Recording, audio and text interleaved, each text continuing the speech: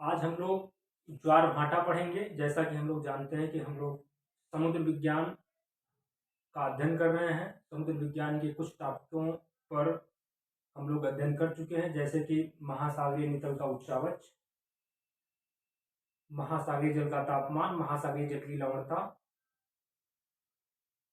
और ये प्रवाल भित्ति। ये टॉपिक आपका हो गया है। अब देखिए, आज का टॉपिक हम लोग का है ज्वार भाटा।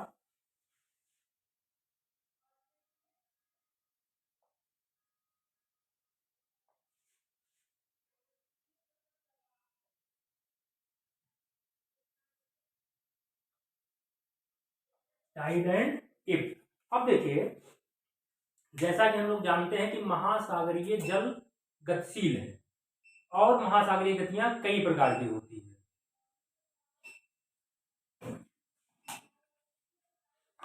महासागरीय गतियां कई प्रकार की होती हैं और उन गतियों के माध्यम से ही महासागरीय जल सतह से लेकर नितल तक गतिशील होता है। जैसे देखिए, ये मान लीजिए, हम मान लेते हैं कि ये समुद्र है।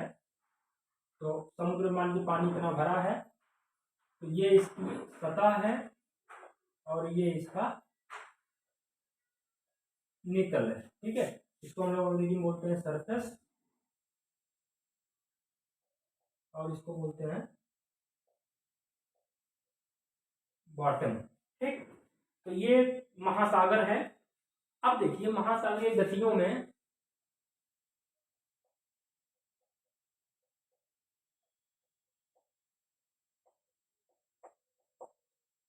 जैसे कि तरंगे, जिसे हम लोग लहर भी कह सकते हैं, फिर जलधारा, ठीक, फिर सुनामी, फिर ज्वार भाटा। तो इस तरह से कई प्रकार की गतियां होती हैं जो समुद्र में सक्रिय होती हैं। अब जैसे देखिए, लहर तो पृथ्वी की घूर्णन गति के कारण हमेशा उत्पन्न ही होता रहता है। लगभग बराबर 1 मिनट के अंदर आता जाता रहता है लहर। तो लहर एक सामान्य महासागरीय गति है। जलधारा क्या? जलधारा एक विशाल समुद्री जल का समूह जब एक दिशा से दूसरी दिशा में प्रवाहित होता है, उसे हम लोग जलधारा बोलते हैं। जैसा कि आपके समुद्र विज्ञान में एक टॉपिक, पूरा कंप्लीट टॉपिक है जलधारा। ठीक है, तो विशाल जलराशि का समूह जब एक निश्चित दिशा में स्पष्ट रूप से अपनी स्पष्ट बाउंड्री के साथ प्रवाहित होता है, तो उसे हम लोग जलधारा कहते हैं। सुनामी में हम लोग जानते ही हैं कि सुनामी एक प्रकार की लहर ही है, लेकिन उसकी ऊंचाई काफी ज्यादा होती है, उसमें गति काफी ज्यादा होती है और जिस वजह से वो तटीय क्षेत्रों में आपदा के रूप में आती है। हम लोग जानते हैं कि महासागरीय नितल में टेक्टोनिक मूवमेंट की वजह से अगर कोई परिवर्तन आता है, तो उससे महासागरीय जल की विशाल राशि अगर वो तटीय क्षेत्रों में आती है, तो तटीय क्षेत्रों को काफी नुकसान पहुंचाती है। इसीलिए भूकंप, अंतः महासागरीय भूकंप अथवा ज्वालामुखी प्रक्रिया के कारण अथवा भ्रंशन की प्रक्रिया के कारण जो है महासागरीय जल की विशाल जलराशि तरंग के रूप में, लहर के रूप में काफी ऊंचाई में महासागरीय तटीय क्षेत्र को प्रभावित करती है। तो ये हो गया आपका सुनामी। ठीक है, सुनामी एक जापानी शब्द है। ठीक है, अब देखिए, जो आज का हमारा टॉपिक है ज्वार भाटा। ज्वार भाटा जैसा कि हम लोग जानते हैं,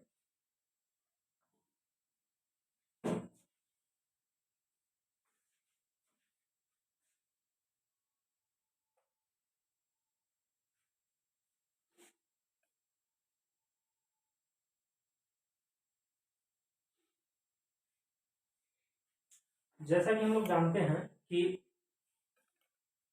सागरीय जल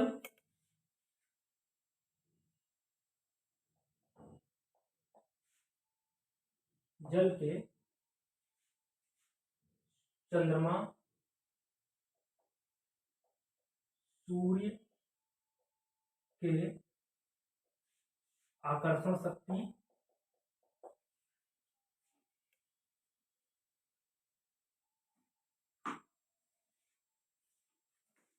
तथा पृथ्वी की घूर्णन गति के सम्मिलित प्रभाव से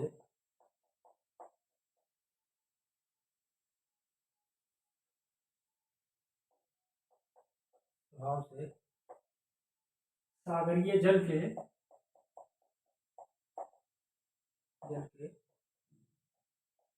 ऊपर उठने तथा आगे बढ़ने को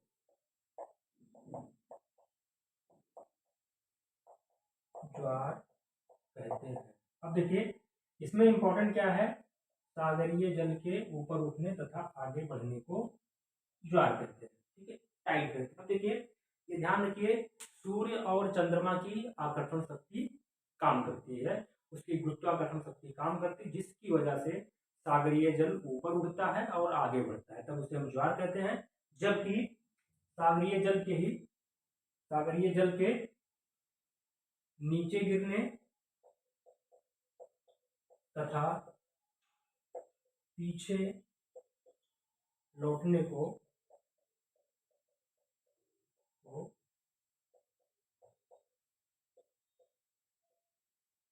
भाटा कहते हैं। ठीक है, तो ओवरऑल मुझे लगता है कि ये बात तो क्लियर हो गई होगी कि नीचे गिरने तथा पीछे लौटने को भाटा कहते हैं, जबकि आगे बढ़ने, ऊपर उठने तथा आगे बढ़ने को ज्वार कहते हैं।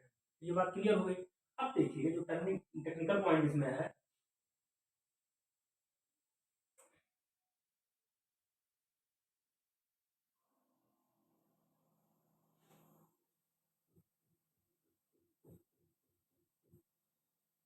देखिए जैसा कि हम लोग जानते हैं कि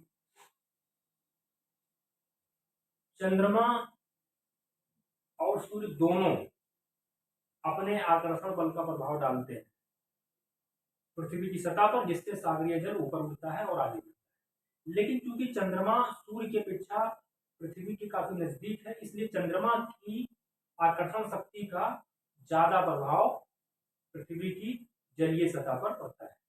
एक चीज हमको ध्यान रखना है कि सागर पे पृथ्वी पर 2/3 भाग जल है और 2/3 भाग स्थल है।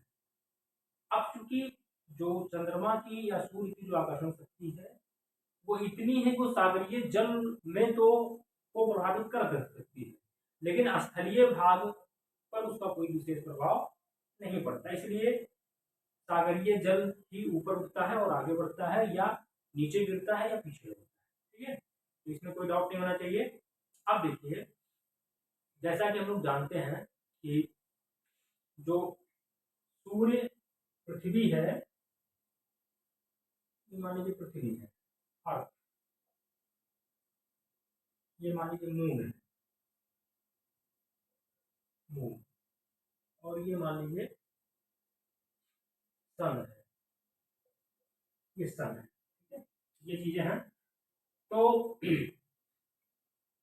होता है क्या कि इन दोनों का इसके ऊपर प्रभाव पड़ता है, जिससे सागरीय जल ऐसे आगे बढ़ता है। ठीक है, सागरीय जल आगे बढ़ता है। अब देखिए जब ये सागरीय जल आगे बढ़ता है तो इस समय जो फोर्स काम करता है, उसे हम लोग बोलते हैं चंद्रमा एवं सूर्य की आकर्षण शक्ति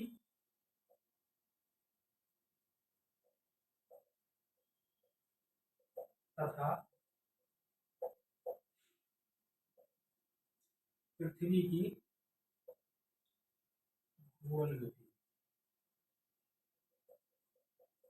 ठीक है, ये वो काम करता है। एक ही ध्यान रखना है कि जो ये पृथ्वी के सम्मुख जो ज्वार बिंदु है, जहां ज्वार केंद्र है, जैसे ये मान लीजिए ये ज्वार केंद्र है, इसके जस्ट अपोजिट यहाँ पे भी ज्वार आता है, यानी ये भी ज्वार केंद्र है। ठीक है, यानी कि जस्ट एंटीपोडल, मान लीजिए अगर ये ए है तो ये मान लीजिए बी, तो ए और बी, ये ए है क्या, एंटीपोडल है। एंटीपोडल माने होता है प्रति ध्रुवस्थ होता है। इतनी बात क्लियर हो गई। लेकिन ये वाला जो ज्वार होता है, जो चंद्रमा के सम्मुख होता है, वो ज्यादा ऊंचाई वाला होता है, जबकि उस तरफ वाला कम ऊंचाई वाला। अब देखिए यहाँ का जो ज्वार आता है वो, इसमें योगदान किसका होता है? अपकेंद्रीय बल का, अपकेंद्रीय बल का योगदान होता है। बाकी पृथ्वी की घूर्णन गति तो मान लीजिए है, यानी कि जब चंद्रमा के आकर्षण बल के कारण पृथ्वी के सम्मुख भाग पर उच्च ज्वार आता है, तो उसी के प्रतिक्रिया के फलस्वरूप उत्पन्न केंद्रापसारित बल या केंद्रीय बल के परिणाम स्वरूप जो है जस्ट अपोजिट यानी कि एंटीपोडल स्थिति में भी ज्वार का अनुभव किया जाता है। ये बात क्लियर हो गई कि चंद्रमा और सूर्य के आकर्षण बल के कारण सम्मुख सतह पे ज्वार आता है, और उसके विपरीत सतह पर भी अपकेंद्रीय बल या केंद्रापसारित बल के कारण भी ज्वार का अनुभव किया जाता है। अब देखिए जब इन दो स्थानों पर ज्वार आएगी, मान लीजिए सपोज दैट ये है, यहाँ का जल ऐसे खींचा, ऐसे खींचा, ऐसे खींचा, यहाँ का भी जल ऐसे खींचा, ऐसे खींचा जल। अब देखिए जब जल खींचा तो ये, अब अगर पृथ्वी पूर्णतः जलीय सतह मान लिया जाए, पृथ्वी पूर्णतः जलीय सतह है, मान लिया जाए जलीय सतह है, तो स्वाभाविक है जब इतना ही जल जब इधर खींचेगा, यहाँ पे जल यहाँ का खत्म हो जाएगा, वो उधर उधर जाके सम्मिलित हो जाएगा। ये वाला हिस्सा खींचेगा तो ये जल भी ऐसे टहलेगा, ऐसे पहुंचेगा इधर, यहाँ से ऐसे पहुंचेगा, यहाँ से ऐसे जाएगा, यहाँ से ऐसे, ये थोड़ा सा निचाई होगा। तो यहाँ पे ज्वार आया, यहाँ पे भी ज्वार आया, यहाँ पे घाट आ जाएगा, यहाँ पे भी घाट आ जाएगा। तो कोई डाउट नहीं होना चाहिए, ज्वार इस तरह से ज्वार आएगा और घाट आएगा, ठीक है। तो इसीलिए देखिए ये पानी इधर खींचा तो ये पानी थोड़ा सा डाउन हुआ, ये समझाने के लिए है, बाकी कोई इशू नहीं है। ये जब खींचेगा फिर ऐसे, फिर ये जाएगा ऐसे, फिर ये पीछे लौटेगा, ये इधर आया तो खाली डाउन हुआ, फिर जब ये पीछे लौटेगा तो ये पीछे भागेगा, ठीक है। बात वही होगी, फिर उसके बाद दोनों फिर ऐसे ऐसे भर के जब ये यहाँ पहुंचेगा फिर इसे संतुलन में आ जाएगा। तो ये हमने समझाने के लिए आपको बताया है, ठीक है। अब दूसरी चीज देखिए,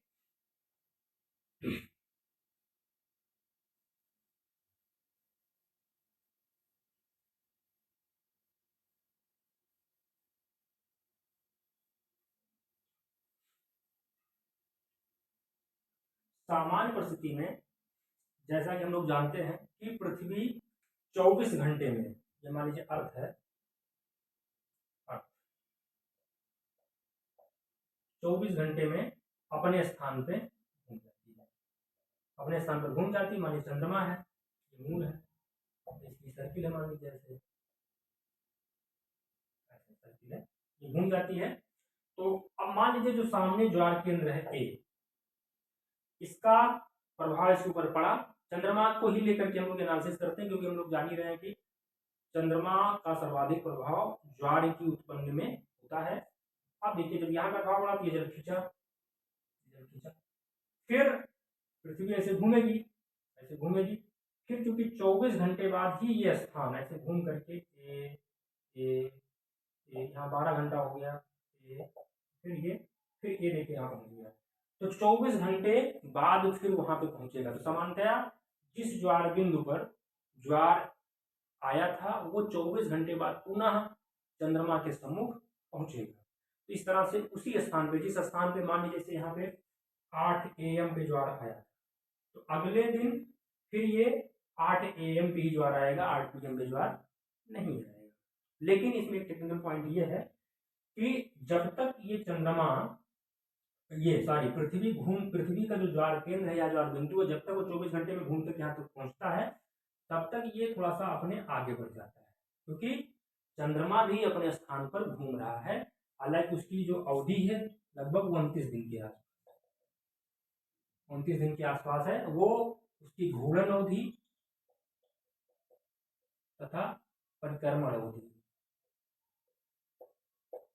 दोनों लगभग 29 दिन के आसपास है। 30 दिन मान लें, कोई दिक्कत नहीं, हम लोग को टेक्निकल नहीं जाना है, समझने का प्रयास करना है। अब देखिए घूर्णन का मतलब होता है अपने स्थान पर घूमता है, घूमते घूमते अपने स्थान पर घूमते घूमते आगे बढ़ता है, और परिक्रमण का मतलब पृथ्वी के चारों तरफ परिक्रमा करता है। अब देखिए तो जब तक कि 24 घंटे में पहुंचा तब तक कि 12-13 डिग्री ऐसे घूम जाता है, लगभग 13 डिग्री के आसपास ऐसे घूम जाता है।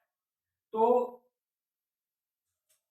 इतना दूरी फिर इस ये जो ज्वार केंद्र यहाँ था, इसके सामने यहाँ पहुंचने पर उसे इस दूरी में लगभग 52 मिनट का समय लगता है। ठीक है, इस तरह से आप देखेंगे कि चंद्रमा के सम्मुख इसको पहुंचने में 52 मिनट लगेगा। इस तरह से उसी स्थान पर, जिस स्थान पर 8 AM पे ज्वार आया था, अब जब आएगा तो 8:52 AM पर आएगा। बात क्लियर है, कोई दिक्कत नहीं है। अब देखिए ध्यान से, अगर यहाँ पे अगर 8 AM पे आया था तो उसी समय यहाँ भी ज्वार आया होगा, बात क्लियर है, कोई दिक्कत नहीं है। तो यहाँ जो ज्वार आया होगा 8 AM है, तो यहाँ पे स्वाभाविक है 8 PM रहा होगा, 8 PM होगा, क्योंकि एंटीपोडल है तो कोई दिक्कत है नहीं।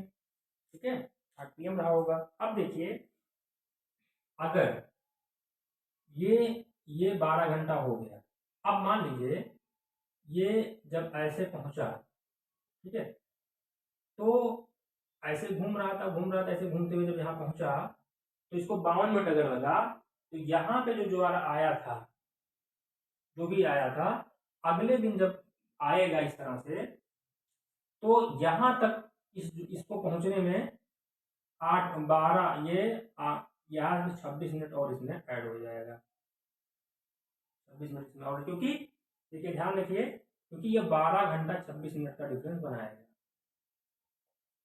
ऐसा क्यों करेगा वो? ऐसा इसलिए करेगा कि यहाँ पे जो ज्वार आया है, ठीक है, तो जस्ट अपोजिट यहाँ भी ज्वार आएगा, लेकिन ये जो 24 मिनट ये जितना ये बढ़ा है, ये बढ़ रहा है ना, ये ऐसे जा रहा है, तो स्वाभाविक है कि अगले दिन अगर यहाँ पे 24, अगर अगले दिन तो फिर घूम के जाएगा, अगर अगले दिन यहाँ पे इतने पाएगा तो स्वाभाविक यहाँ पे जो ज्वार आएगा वो 26 मिनट लेट आएगा, यहाँ पे 26 मिनट लेट आएगा, यहाँ पे 52 मिनट लेट आएगा। तो इस प्रकार से आप देखेंगे 12 घंटा 26 मिनट के विलंब से प्रत्येक स्थान पर ज्वार आता है, और ये 26-26 मिनट हमेशा प्रत्येक स्थान पे जुड़ता जाएगा। और जिस बिंदु को आप मेन बिंदु मान रहे हैं, मुख्य बिंदु मान रहे हैं, जो चंद्रमा के सम्मुख है, वहां 52 मिनट के देरी से ज्वार आएगा। अब चूंकि हम लोगों ने देखा भाटा जो होता है यहाँ पे आता है, इस एरिया में जल खिंचता है जब तेजी से, तो अब 12 घंटा 26 का आधा कितना होता है?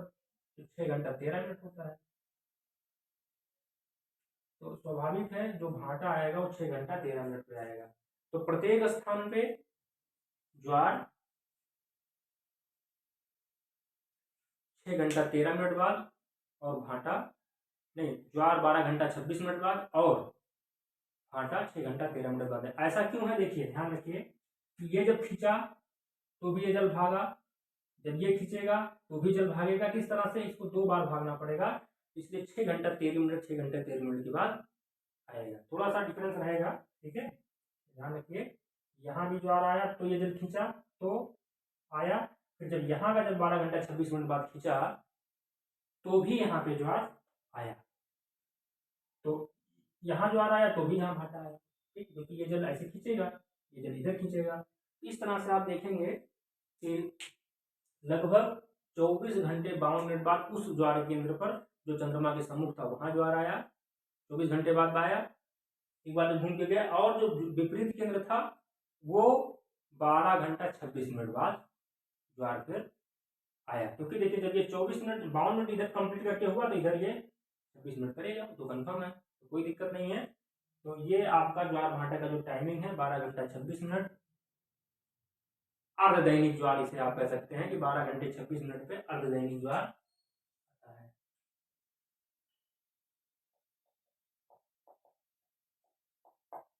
और दैनिक ज्वार 24 घंटे 52 मिनट पर आता है। ठीक, तो ये क्लियर है। भाटा तो 12 घंटा 26 मिनट हो गया, भाटा 6 घंटे 13 मिनट पे आता है। तो कोई बात नहीं है।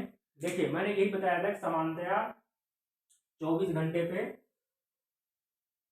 दैनिक ज्वार आएगा, और 12 घंटे पे अर्धदैनिक ज्वार आएगा। लेकिन चूंकि जो मैंने आपको कंडीशन बताई कि चंद्रमा भी चूंकि परिक्रमा करता है, इसलिए परिक्रमा करने के कारण जो दैनिक ज्वार होगा उसमें 52 मिनट अगले दिन विलंब से आएगा, जबकि अर्धदैनिक ज्वार जो उसके जस्ट अपोजिट साइड में आ रहा है वो 12 घंटे 26 मिनट के विलंब पे आएगा, 26 मिनट उसमें ऐड होगा, जबकि भाटा जो होगा वो 6 घंटे 13 मिनट 6 घंटे 13 मिनट पे। तो ये प्रत्येक स्थान पर ज्वार 2 बार आता है, ये दिमाग में रखिए, लगभग 24 घंटे में, और भाटा भी 2 बार आता है। ठीक है, तो कोई दिक्कत नहीं है, बात क्लियर है, कोई समस्या नहीं है।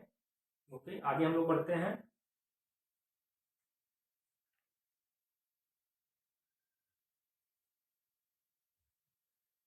अब जैसा कि हम लोगों ने अभी तक देखा, तो एक बार मैं सिंपली फिर से रिपीट कर देता हूँ। जैसे मान लीजिए ये पृथ्वी है,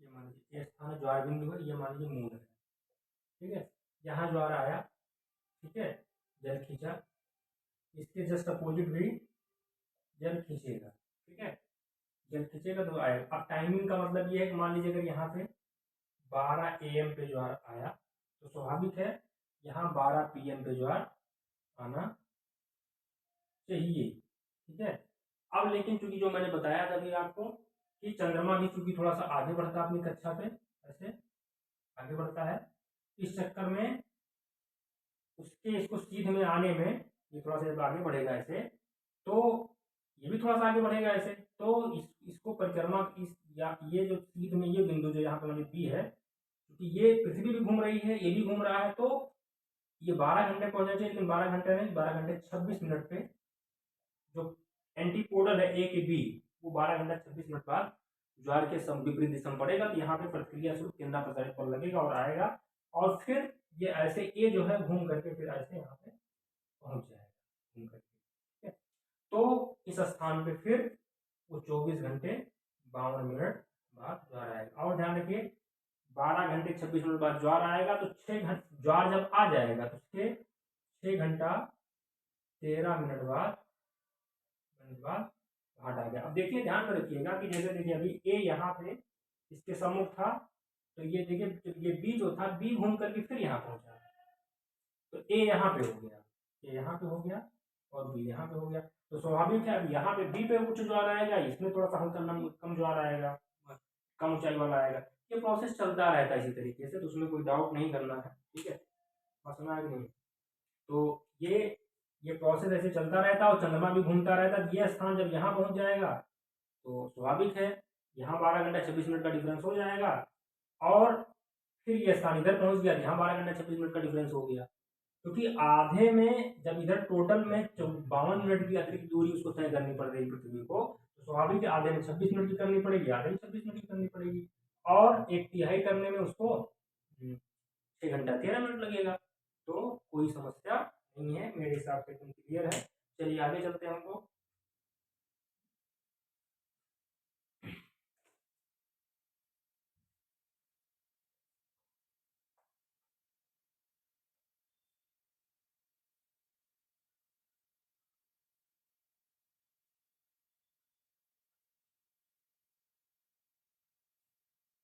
एक चीज और ध्यान रखिए, चंद्रमा और पृथ्वी चूंकि पश्चिम से पूरब परिक्रमा करती है, इसलिए ज्वार केंद्र जो होता है वो पूरब से पश्चिम मतलब घूमता है। ज्वार केंद्र हमारा पूरब से पश्चिम खिसकता रहता है और पृथ्वी पश्चिम से पूरब खिसकती रहती है। तो बात क्लियर है। और जो समान ऊंचाई वाले ज्वार बिंदु या समान समय पर ज्वार वाले जो बिंदु हैं, एक एग्जैक्ट टाइम पे जो ज्वार आता है, उन बिंदुओं को मिलाकर खींचे जाने वाली रेखा को हम लोग समज्वार रेखा बोलते हैं, समज्वार रेखा बोलते हैं। तो बात क्लियर हो गई। अब आगे देखिए, इतनी जब बात क्लियर हो गई तो आगे हम लोग चलते हैं। अब देखिए ज्वार ज्वार के कई प्रकार होते हैं, जैसे देखिए ज्वार के प्रकार, तो नंबर 1 स्प्रिंग टाइड, नंबर 2 नीप टाइड, नंबर 3 अपभू एवं उपभूटाइड। आगे अनिवृत्तीय तथा भूमध्य रेखीय। बाकी दैनिक, अर्धदैनिक, ये सब तो मान लीजिए हैं। चलिए तो हम लोग आगे चलते हैं। अब देखिए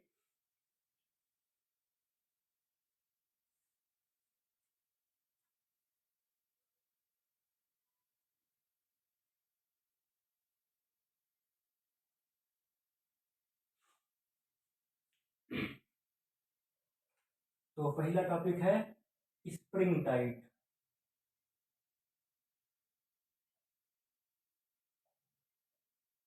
टाइड जिसे हम लोग दीर्घ ज्वार भी बोलते हैं।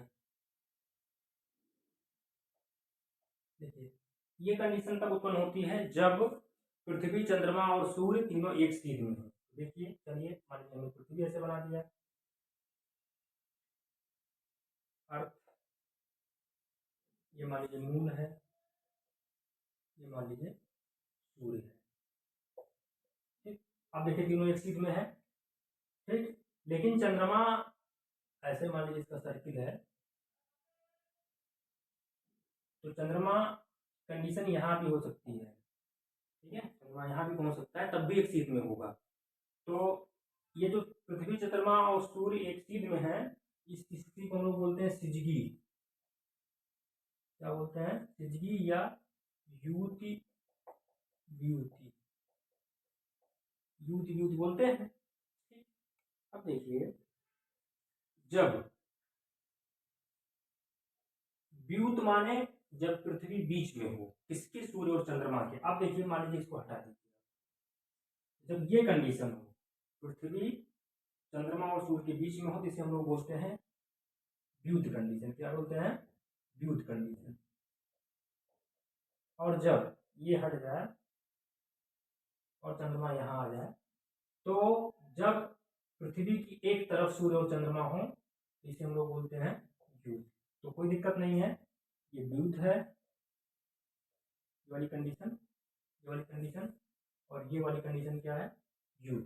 तो कोई दिक्कत नहीं है, बात क्लियर है। अब देखिए हम लोग जैसा कि जानते हैं कि अगर हम लोग मान लीजिए सपोज दैट कि अंधेरे में हम लोग खड़े हैं और रोशनी में वस्तु कोई रखी है, तो स्वाभाविक है वो वस्तु दिखेगी। लेकिन अगर हम लोग उजाले में खड़े हैं और वस्तु अंधेरे में रखी है, तो वो वस्तु हमको नहीं दिखेगी। इसका मतलब यही हुआ कि जब तक वस्तु से प्रकाश टकरा करके या किरण टकरा करके हमारी आंखों तक नहीं आता है, दृश्य प्रकाश या दृश्य किरणें जब तक टकरा करके हमारी आंखों तक नहीं आती है, तब तक हमें वो वस्तु नहीं दिखती है। तो इस संकल्पना को ध्यान में रखिए और उसी का उपयोग करते हुए हम लोग और भी चीजों को समझने का प्रयास करेंगे।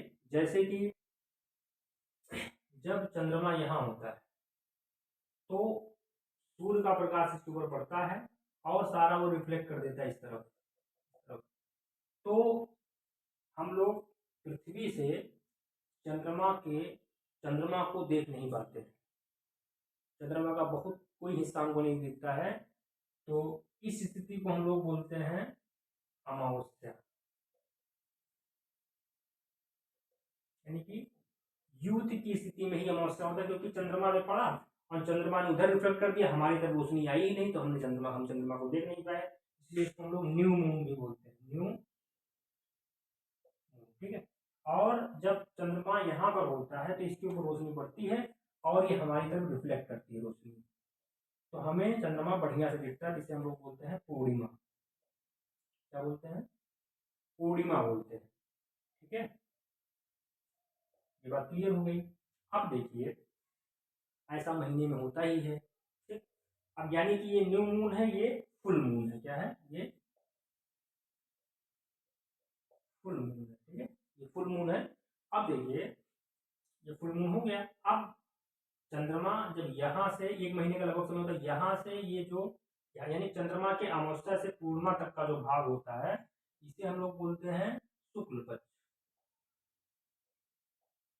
शुक्ल पक्ष लगभग 15 दिन का होता है। ठीक है, शुक्ल पक्ष। ठीक, अब जो शुक्ल पक्ष होता है उसे हम लोग बोलते हैं बढ़ता चंद्रमा। चंद्रमा की साइज बढ़ती, चंद्रमा का जो हमको दिखता है वो वाला एरिया बढ़ता है, और इस तरफ चंद्रमा घटना चालू हो जाता है, इसलिए हम लोग बोलते हैं इसको कृष्ण पक्ष। ये भी 15 दिन का होता है। ठीक है, कोई डाउट नहीं होना चाहिए। ये वैक्सिंग मून है, ये वेनिंग मून है। इसको हम लोग क्या बोलते हैं? Waxing moon. ये क्या है? वेनिंग मून। वेनिंग मून है। ठीक है, तो मेरे हिसाब से ये बात क्लियर होगी। अब देखिए, जो इम्पोर्टेंट चीज मैं आपको बताने जा रहा हूँ कि हर महीने में अमावस्या बढ़ता है, हर महीने में पूर्णिमा बढ़ता है। ठीक है, उसमें कोई डाउट नहीं है। अब एक जो इम्पोर्टेंट बात है, एक होता है ग्रहण शब्द होता है, तो उसमें सूर्य ग्रहण भी होता है और चंद्र ग्रहण होता है। तो पहली बात तो आपको याद कर लेना है कि सूर्य ग्रहण जब भी पड़ेगा वो अमावस्या के दिन पड़ेगा, और चंद्र ग्रहण जब भी पड़ेगा वो पूर्णिमा के दिन पड़ेगा। तो इसमें कोई डाउट आपको नहीं होना चाहिए। तो अब ये कैसी कंडीशन में होती है? मान लीजिए चंद्रमा यहाँ पे है और चंद्रमा ये थोड़ा सा पृथ्वी के पास चला जाए, पृथ्वी के पास चला जाए तो क्या होगा कि इसके ऊपर जो रोशनी पड़ेगी, इसके ऊपर जो रोशनी पड़ेगी वो तो रिफ्लेक्ट इधर करेगा, तो चंद्रमा सही से नहीं दिखेगा, लेकिन इसकी छाया इसके ऊपर पड़ेगी। ऐसे छाया छाया पड़ेगी, और यानी कि कुछ एरिया में ऐसा होगा जो जहां पे चंद्रमा सूर्य की रोशनी हमारे पास पहुंच ही नहीं पाएगी। ये भी कह सकते हैं हमारे पास रोशनी, इसकी छाया पड़ेगी और ये किरणों को रोक लेगा, सूर्य किरणों को रोक लेगा, उस एरिया में पृथ्वी के नहीं आने देगा।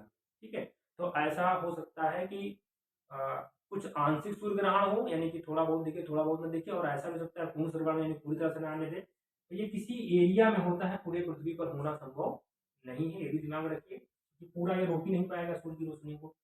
तो ये जब रोक लेगा तो सूर्य किरणों के यहाँ आने नहीं देगा, तो सूर्य हमको दिखेगा नहीं, इस तरह से सूर्य ग्रहण हो जाएगा। तो इसका मतलब ये हो गया कि जब भी सूर्य ग्रहण होगा तो युद्ध का समय होगा, युद्ध का समय होगा, अमावस्या होगा। ठीक है, और चंद्रमा थोड़ा सा पृथ्वी के पास पहुंचेगा। ये जो चंद्रमा पृथ्वी के पास पहुंचता है, जो सबसे निकटतम स्थिति होती है उसी को हम लोग बोलते हैं उपभू। उपभू बोलते हैं, चंद्रमा और पृथ्वी की जो निकटतम दूरी होती है उसे हम लोग उपभू बोलते हैं। लगभग 3,56,000 किलोमीटर ऐसा होता है।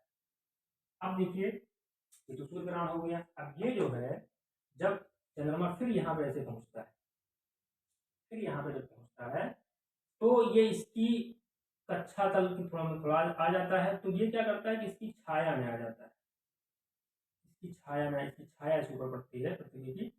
पृथ्वी छाया में पड़ने का दो मतलब, पृथ्वी एक तो छाया पड़ी, दूसरा पृथ्वी सूर्य किरण इसके ऊपर पड़ी, और पृथ्वी सूर्य किरण पड़ने के बाद इसके ऊपर रोशनी नहीं पड़ी चंद्रमा पर, तो चंद्रमा हमको दिखेगा नहीं, चंद्रमा नहीं दिखेगा। जब चंद्रमा नहीं दिखेगा तो इसी को हम लोग बोलते हैं, यहाँ आ गया चंद्रमा, तो चंद्रमा जब नहीं दिखेगा तो इसी को हम लोग बोलते हैं चंद्र ग्रहण।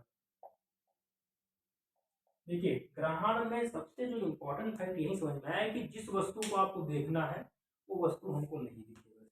वो वस्तु हमको कैसे नहीं दिखेगी? जब किसी वजह से उस वस्तु से किरण या दृश्य किरण जो हमारे पास आनी चाहिए वो नहीं आएगी। अब यहाँ देखिए, चंद्रमा ने यहाँ पे रोक लिया, इसलिए हमारे पास नहीं आया सूर्य की किरण उस एरिया में, तो इसलिए सूर्य ग्रहण हो गया। और यहाँ पे पृथ्वी ने रोक लिया, इसलिए चंद्रमा पर किरणें नहीं पड़ी, तो चंद्रमा से किरण रिफ्लेक्ट होकर के हमारी हमारी पृथ्वी पर नहीं आई, पृथ्वी के कुछ भाग में नहीं आई, कुछ हिस्से में नहीं आई, कुछ क्षेत्र में नहीं आई, तो इसलिए चंद्रमा हमको नहीं दिखा, इसलिए चंद्र ग्रहण हो गया। ठीक है, तो कोई दिक्कत नहीं। देखिए, साल भर में 7 ग्रहण मैक्सिमम हो सकते हैं, इसमें से 4 से 5 सूर्य ग्रहण होते हैं,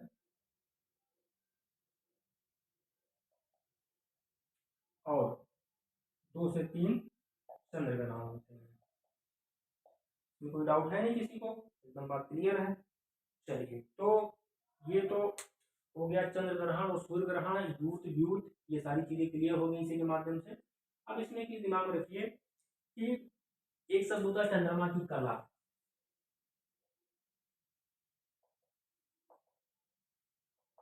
चंद्रमा की कला, चंद्रमा की कला का मतलब ये होता है कि सूर्य की किरणें जो चंद्रमा में पड़ती है, तो चंद्रमा का जो क्षेत्रफल होता है वो समय के हिसाब से घटता बढ़ता रहता है। जितनी मतलब जितना क्षेत्रफल सूर्य का चंद्रमा का जितना भाग रोशनी हमारी तरफ डाइवर्ट करता है उतनी ही क्षेत्रफल को हम लोग देख पाते हैं। तो वो क्षेत्रफल जो सूर्य किरणें जो चंद्रमा पर पड़ती हैं वो भाग हमारे पास किरणों को भेजता है और वो भाग बराबर वो क्षेत्रफल यानी कि जो क्षेत्रफल रिफ्लेक्ट करने वाला क्षेत्रफल है चंद्रमा का वो बदलता रहता है। इस वजह से चंद्रमा का हमको कभी थोड़ा भाग दिखता है, कभी एकदम नहीं दिखता है, कभी फुल दिखता है। इस वजह से क्या होता है कि चंद्रमा की जो आकृति है वो हमारे लिए बदलती रहती है। तो चंद्रमा की जो आकृति उसके द्वारा रिफ्लेक्ट किए गए क्षेत्रफल के रिफ्लेक्ट किए गए किरणों के अनुसार जो उसके क्षेत्रफल में चेंजेज आता है, उसके क्षेत्रफल में चेंजेज आने की वजह से उसकी आकृति में चेंजेज आता है, उसी को हम लोग चंद्रमा की कला कहते हैं। देखिए इधर पता नहीं ये बढ़ता हुआ चंद्रमा है, ये घटता हुआ चंद्रमा है, इसका मतलब ही यही है कि ये चंद्रमा की कला है। और वो ये भी कह रहा है कि जितने भाग से चंद्रमा, जैसे चंद्रमा अगर पूर्णिमा का समय है तो इसका मतलब चंद्रमा अपनी फुल कैपेसिटी में सूर्य की किरणों को रिफ्लेक्ट कर रहा है, और जब वो अमावस्या है इसका मतलब जीरो कैपेसिटी में चंद्रमा जो है सूर्य की किरणों को पृथ्वी की सतह पर रिफ्लेक्ट कर रहा है। तो कोई समस्या नहीं होनी चाहिए। एक चीज और दिमाग में रखिए कि जो ज्वार केंद्र है पृथ्वी की सतह पर स्थित है, जितने समय में घूम करके फिर वो केंद्र चंद्रमा के सम्मुख आ जाता है तो उसी को हम लोग बोलते हैं चंद्र दिवस। क्या बोलते हैं? चंद्र दिवस। इसी को हम लोग बोलते हैं लूनर डे। क्या बोलते हैं? Lunar day. तो लूनर डे होता है कितना समय लगता है सबको पता है, उसको पहुंचने में 54 घंटे 52 मिनट लगता है। तो बात क्लियर हो गई चंद्र दिवस की।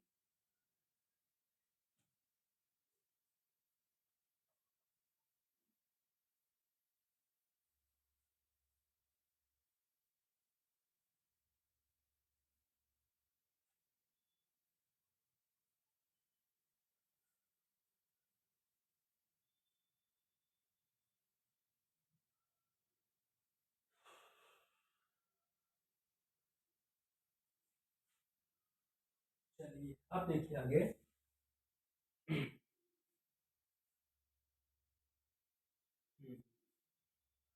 अब ध्यान रखिए सिजगी की स्थिति होगी। ये तो मैंने सूर्य ग्रहण चंद्रग्रहण पूर्णिमा अमावस्या आपको बताया। सिजगी की जो स्थिति होती है, ये मान लीजिए अर्थ है, ये मान लीजिए मून है, ये मान लीजिए सूर्य है, तो इस समय जो ज्वार आएगा सर्वाधिक ऊंचाई वाला ज्वार, ठीक है। और मान लीजिए कि मून इधर चला जाए, ऐसे कैसे मून चला जाए, नहीं चला जाए तो भी सिद्ध में होगा, इस समय भी ज्वार आएगा, ठीक है। यहाँ ज्यादा ऊंचाई होगी और यहाँ पे कम ऊंचाई हो जाएगी, थोड़ी सी कम ऊंचाई होगी। ये सूर्य खींचेगा लेकिन कम खींच पाएगा, तो ऊंचाई होगी लेकिन थोड़ा सा कम ऊंचाई होगी, ठीक है। लेकिन ये ध्यान रखना है कि अगर दोनों एक सीध में, दोनों एक तरफ है, यहाँ जो ज्वार आया उससे ज्यादा ऊंचाई होगी, क्योंकि सूर्य का भी तो उसमें कुछ ना कुछ आकर्षण बल तो लगेगा ही लगेगा। तो ध्यान रखना है कि जब चंद्रमा और ये मून एक तरफ है, एक तरफ है, यहाँ जो ज्वार आएगा काफी ऊंचा ज्वार आएगा, यहाँ पे निम्न ज्वार आएगा। लेकिन जब ये मून यहाँ पहुंच जाता है तो यहाँ पे तो उच्च ज्वार आएगा ही आएगा, लेकिन यहाँ जो ज्वार आएगा तो पहले यहाँ ज्वार आया था उससे थोड़ा सा ऊंचा है, क्योंकि यहाँ पे सिर्फ अपकेंद्रीय बल या केंद्र प्रसारित बल नहीं काम कर रहा, बल्कि इसके साथ में सूर्य की आकर्षण शक्ति भी काम है। इसलिए कहा जाता है कि दोनों में उच्च ज्वार आता है, ठीक है। यानी इस समय भी उच्च ज्वार आएगा और इस समय भी, यानी चंद्रमा की सम्मुख स्थिति क्षेत्र में तो उच्च ज्वार आएगा ही, लेकिन सूर्य जिस तरफ है उस तरफ भी उच्च ज्वार आएगा, ठीक है। कोई दिक्कत नहीं है। इसलिए हाई टाइड, इसलिए हम लोग स्प्रिंग टाइड को क्या बोलते हैं? हाई टाइड बोलते हैं। तो कोई दिक्कत है नहीं, समझ में आ ही गया। चलिए आगे।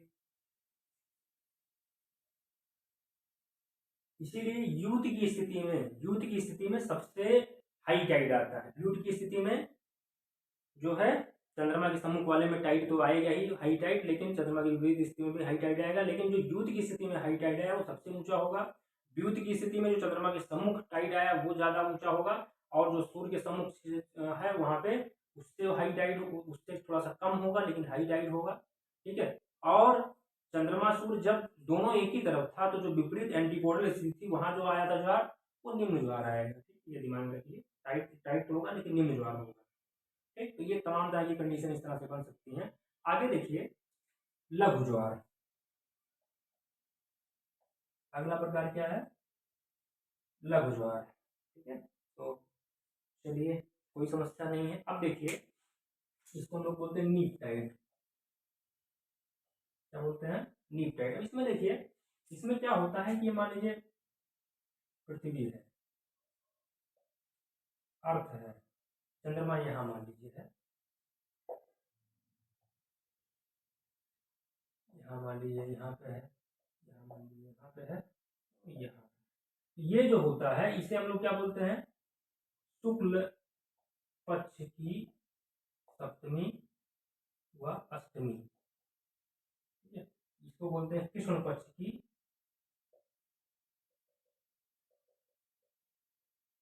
सप्तमी व अष्टमी बोलते हैं। ठीक है, अब देखिए ध्यान रखिए कि हम लोग इसको बताए थे ये वेनिंग मून है, क्योंकि देखिए ये अगर सूर्य हम लोग यहाँ पे कर देते हैं, ऐसे सूर्य यहाँ बना देते हैं सन, स्वाभाविक है या मुस्या होगा या पूर्णिमा होगा, तो इधर हमारा वैक्सिंग मून होगा, इधर हमारा बेनिंग मून होगा, या शुक्ल पक्ष यानी चंद्रमा बढ़ता है, कृष्ण पक्ष माने चंद्रमा बढ़ता है। तो सप्तमी अष्टमी का मतलब ये 15 दिन का एक पक्ष हो गया, 15 दिन का एक पक्ष हो गया। तो बीच वाला जब यहाँ पे चंद्रमा होगा या यहाँ पे चंद्रमा होगा, तो देखिए ये और ये और ये और ये लगभग 90 डिग्री का, यानी कि समकोणीय की स्थिति में है, समकोणीय की स्थिति में है। इसमें क्या होगा ना, वो ज्वारोत्पादक जो बल है चंद्रमा और सूर्य का वो बढ़ जाएगा। क्या हो जाएगा, बढ़ जाएगा। तो इससे जो ज्वार आएगा वो कम ऊंचाई वाला होगा, यानी कि कह सकते हैं कि सामान्य ज्वार से जो ज्वार आता है वो 20% उसकी ऊंचाई कम होगी। ठीक है, और एक चीज ध्यान रखना है, जो जो दीर्घ ज्वार में था उसमें जो ऊंचाई थी 20% अधिक लगभग आती है। ठीक है, जस्ट अपोजिट है, लघु ज्वार में समान ऊंचाई से ऊंचाई कम हो जाती है। ठीक है, और ये ध्यान रखना है जो भाटा होता है, जो दीर्घ ज्वार में ज्वार आया था, वहां उस कंडीशन में भाटे की नीचाई और बढ़ जाएगी, यानी कि और गहरा ज्वार भाटा आएगा। ठीक है, और इसमें क्या होगा, इसमें भाटे की ऊंचाई जो है, जब लघु ज्वार होगा तो भाटे की ऊंचाई थोड़ा सा, गहराई मतलब थोड़ा सा और कम हो जाएगी, जितनी गहराई होनी चाहिए, यानी कि गहराई या निचाई कम हो जाएगी दीर्घ ज्वार की स्थिति में। जैसे मान लीजिए ये लघु ज्वार है, लघु ज्वार है, तो भाटा क्या होगा, निचाई उसकी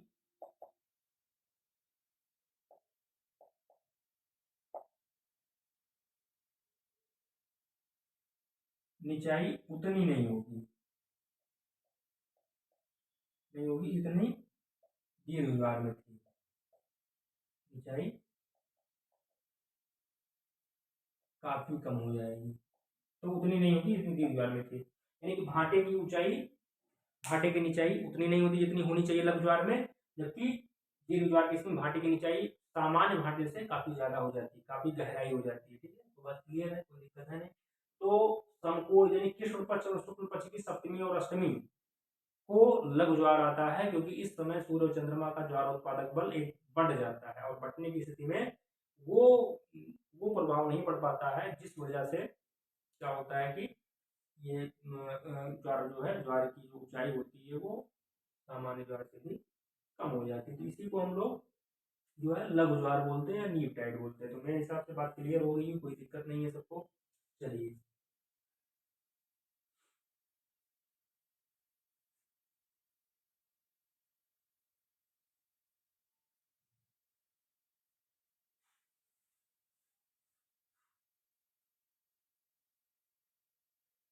अब देखिए उपभू ज्वार और अपभू ज्वार।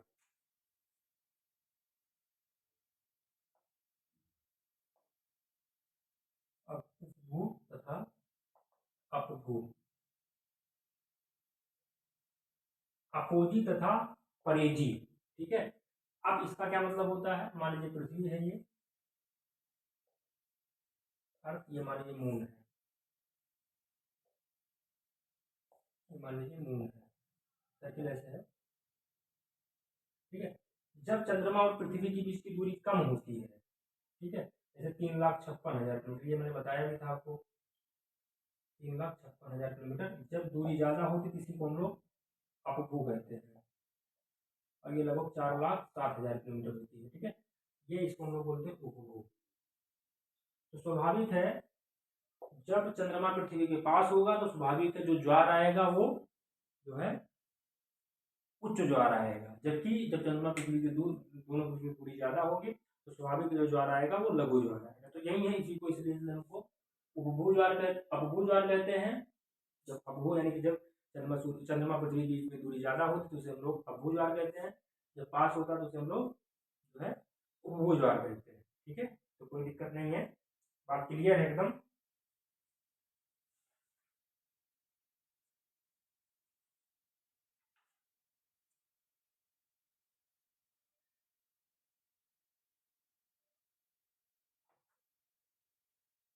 ठीक है, तो कोई दिक्कत नहीं है।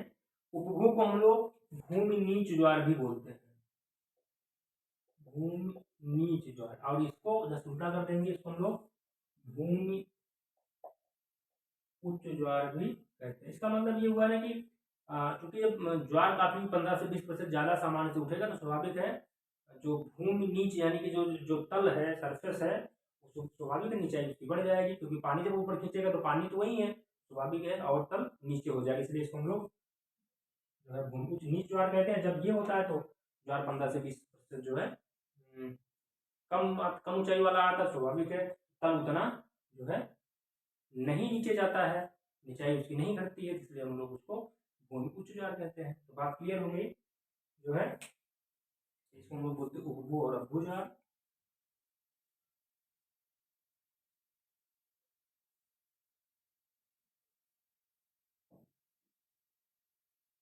चलिए अब देखिए अगला है अयन वृत्तीय तथा भूमध्य रेखीय ज्वार तथा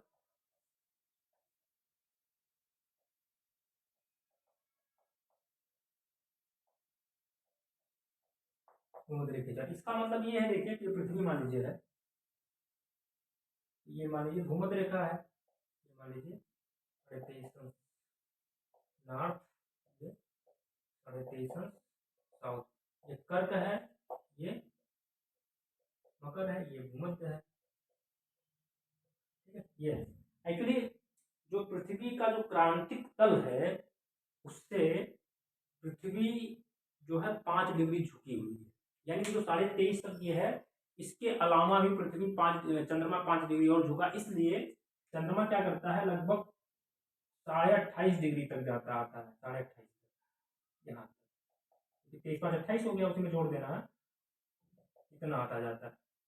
इस चक्कर में इस एरिया में महीने में इस एरिया में एक बार ज्वार आता है और इस महीने में भी एक बार ज्वार आता है। तो इस अयन वृत्तीय, इसी को हम लोग अयन वृत्तीय क्षेत्र भी बोलते हैं, इसी को, यही अयन वृत्तीय क्षेत्र है। तो इस क्षेत्र में कर्क रेखा पर और मकर रेखा पर चंद्रमा के लंबोत होने की स्थिति में जो ज्वार आता है उसे हम लोग अयन वृत्तीय ज्वार बोलते हैं। और क्योंकि इस बार साल या महीने भर में फिर यहाँ भी आएगा, वो 2 बार आएगा, तो यहाँ भी जो है जो लंबोत होता है यहाँ पे जो ज्वार आता है उसे हम लोग क्या बोलते हैं, भूमध्य रेखीय ज्वार बोलते हैं। यानी कि भूमध्य रेखा पर चंद्रमा के लंबोत होने की स्थिति में जो ज्वार आता है उसे हम लोग भूमध्य रेखीय ज्वार बोलते हैं। कर्क और मकर रेखा के पास लंबोत होने की स्थिति में जब ज्वार आता है तो उसे हम लोग अयनवृत्तीय ज्वार बोलते हैं। तो कोई समस्या नहीं है, एकदम सिंपल सा टॉपिक है। तो ये भी बात क्लियर हो गई। अब आगे देखिए,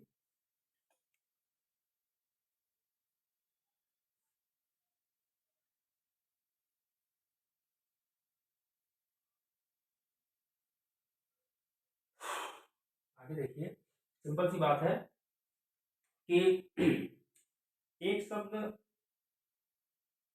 आप लोगों ने सुना होगा पूर्णिमा, अभी हम लोग जैसे डिस्कस किया। अब पूर्णिमा में एक पूर्णिमा ऐसा होता है जिसे हम लोग बोलते हैं एक ब्लू मून का कॉन्सेप्ट है, इसका कॉन्सेप्ट है ब्लू मून। ब्लू मून, तो ब्लू मून हम लोग कब कहते हैं उसी को हम लोग खोजेंगे। अब जैसे देखिए, सबको पता है कि अगर हम इसको 3 3 महीने में बांट दें, 3 महीना 3 महीना 3 महीना और 3 महीना, ये अगर साल को हम 3 3 महीने में बांट दें तो स्वाभाविक है कि प्रत्येक महीने पूर्णिमा पड़ता ही पड़ता है, लगभग प्रत्येक महीने पूर्णिमा पड़ता ही पड़ता है। तो इसमें 3 पूर्णिमा ये मान लीजिए, ये ये ये माह है मान लीजिए, ठीक है, 3 पूर्णिमा 3 पूर्णिमा 3 पूर्णिमा और 12 पूर्णिमा हो गया। ठीक है, तो 12 पूर्णिमा हो गया। अब इसमें क्या टेक्निकल पॉइंट है, क्योंकि दिन कितना 365 का होता है, और जो चंद्र वर्ष होता है वो 354-55 दिन का होता है, लगभग 11 दिन एक्स्ट्रा हो जाता है। तो कंडीशन क्या होता है कि लगभग 2.5 वर्ष से ज्यादा में, 2.5 वर्ष से 271 वर्ष में पृथ्वी के क्या होता है कि हमको 30 दिन अतिरिक्त मिल जाता है चंद्रमा का अतिरिक्त। तो 30 दिन में एक पूर्णिमा और आ जाता है, ठीक है। तो ये जो तीसरे खंड में, ये तीसरा खंड है, ये तीसरा खंड, इसमें क्या होता है 3 के स्थान में 4 पूर्णिमा हो जाता है, ये 4 पूर्णिमा हो जाता है। तो इसमें जो तीसरा पूर्णिमा, ये किसी किसी खंड में ऐसा नहीं करते, किसी खंड में 4 पूर्णिमा होगा, जिस भी खंड में 4 पूर्णिमा, मान लीजिए इसमें 4 पूर्णिमा हो गया, क्योंकि देखिए लगभग 2.5 वर्ष में उसको 12 महीने 13 महीने मिल जाएगा, इसलिए एक पूर्णिमा और घटित होगा। तो 4 पूर्णिमा में जैसे 1 पूर्णिमा, 2 पूर्णिमा, 3 पूर्णिमा, 4 पूर्णिमा, जो तीसरा पूर्णिमा होगा उसी को हम लोग क्या कहेंगे, ब्लू मून। तो है कुछ नहीं, ये पूर्णिमा के समय ही सूर्य चंद्रमा को हम लोग क्या बोलते हैं, ब्लू मून बोलते हैं। ये किसी में हो सकता है, मान लीजिए इसमें 4 हो गया, तो 4 में से जो तीसरी पूर्णिमा आएगी खंड में, जैसे जनवरी, फरवरी, मार्च है, जैसे मान लीजिए ये महीना है जनवरी, फरवरी, मार्च है, ठीक है।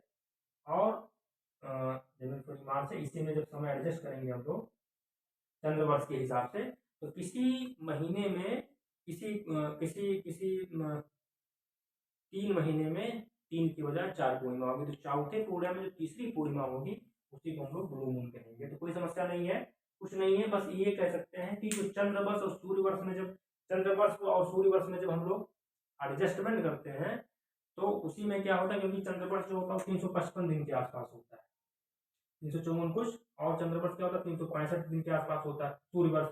तो ये जो 11 दिन का डिफरेंस है, तो 11 और प्लस 11 और 11 दूनी 22 और प्लस 8, तो ये लगभग, या 8 कर दीजिए, हाँ, तो ये 29 दिन 30 दिन हमको कितने साल में, लगभग 2.71 वर्ष मिल जाता है। तो जब पृथ्वी का 2.71 वर्ष जब पूरा होता है, जब मान लीजिए पूर्णिमा ब्लू मून आया, यानी कि प्रत्येक 2.71 वर्ष के बाद ही ब्लू मून पड़ेगा, ये भी दिमाग रखिए।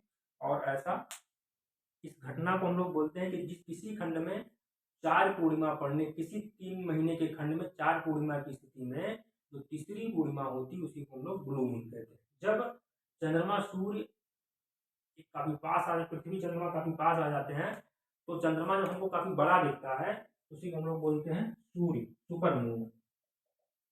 क्या बोलते हैं, सुपर मून बोलते हैं।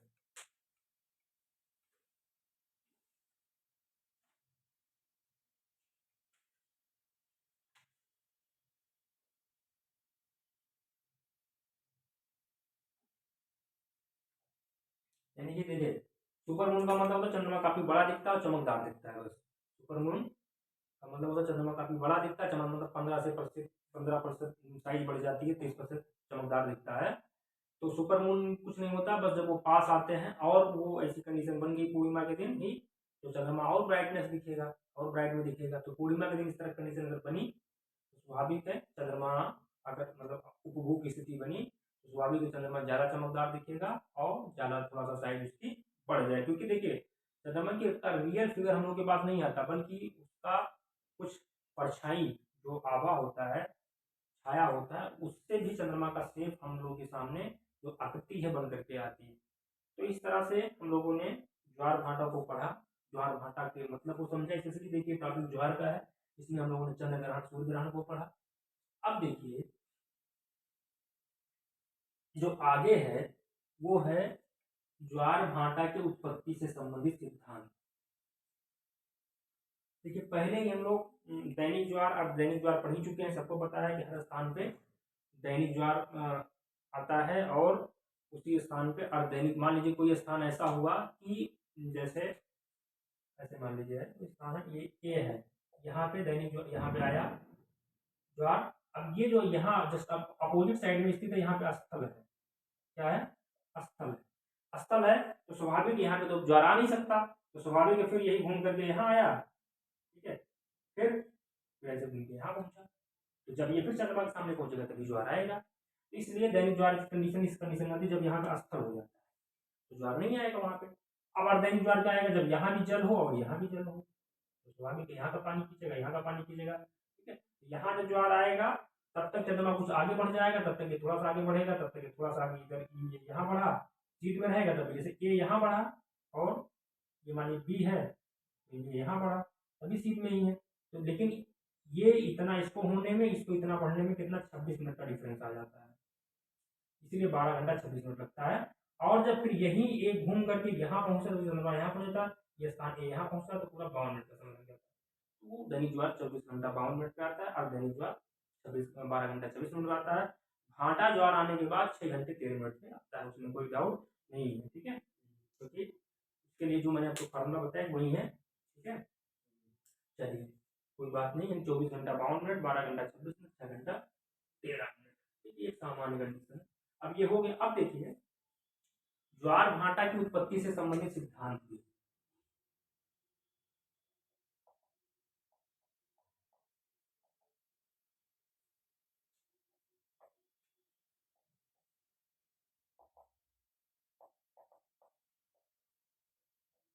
तो पहला सिद्धांत है लाप्लास की गतिक परिकल्पना, ये आई लगभग 1755 में, ठीक। दूसरा है न्यूटन का गतिक संतुलन सिद्धांत,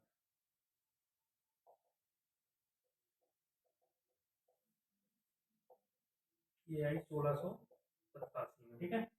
आगे देखिए ये है हैबल, विलियम हैबल का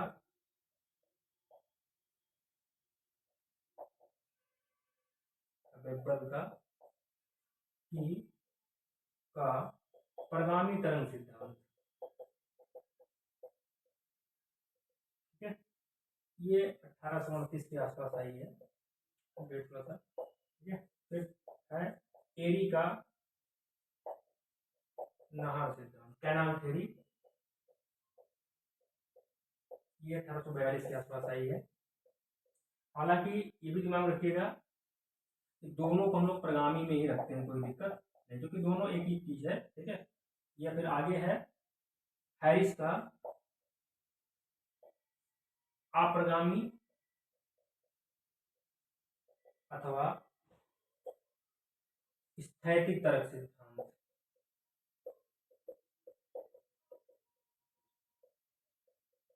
स्थैतिक तरंग सिद्धांत, ये 4-5 सिद्धांत जिसको हम लोग अगले वीडियो में पढ़ेंगे। तो कुल मिला के मुझे लग रहा है कि आप लोग चीज़ों को समझ गए होंगे। थोड़ा सा ज्वार भाटा, ज्वार की उत्पन्न होने की प्रक्रिया जो उसको थोड़ा सा आपको इमेजिनेटिव होना होगा, कल्पनात्मक होना होगा, क्योंकि हम लोग फिक्स करके पढ़ना पड़ता है। क्योंकि जैसे जैसे देखिए ध्यान में रखिए कि ये तो क्लियर हो गया, कोई दिक्कत नहीं है। चलिए आगे जो मैं आपको बताना चाह रहा हूँ एक बार फिर से हल्का सा,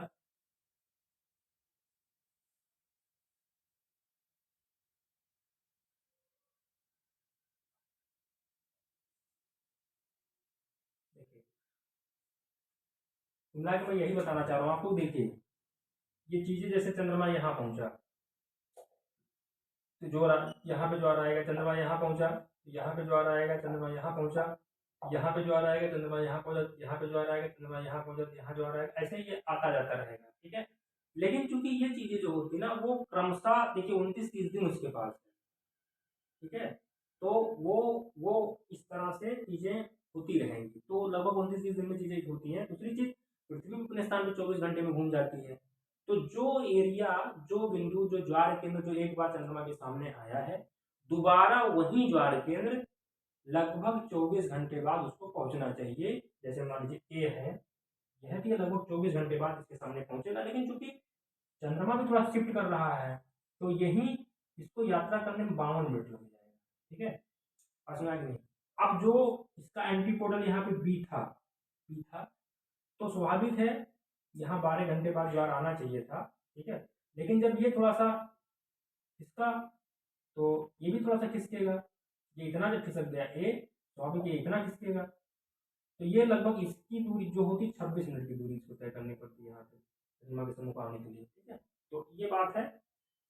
तो एंटीपोडल बनेगा ऐसे, ऐसे बनेगा, ठीक है। एंटीपोडल ऐसे बनेगा ये, ठीक है। तो यहाँ पे इतने बाद रिएक्शनरी जो केंद्र प्रसारित बल काम करेंगे और यहाँ पे जो आएगा, ठीक। उसके बाद इसको थोड़ा बढ़िया आराम से इसको समझिए बूझिए। बाकी ठीक है, तो समझने बूझने का प्रयास करिए, मेरे हिसाब से बात बन जानी चाहिए।